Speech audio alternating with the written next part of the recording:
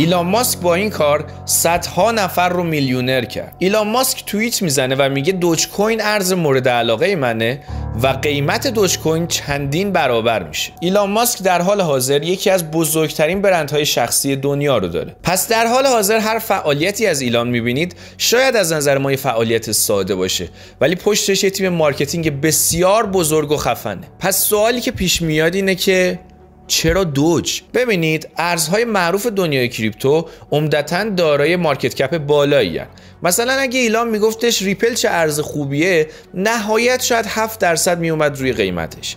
ولی وقتی که گفت دوج، چون دوج مارکت کپش پایینه، همون لحظه 120% رشد کرد و اینجوری ایلان ماسک تونست مانور بده و برند شخصیش رو انداخت سر زبونها.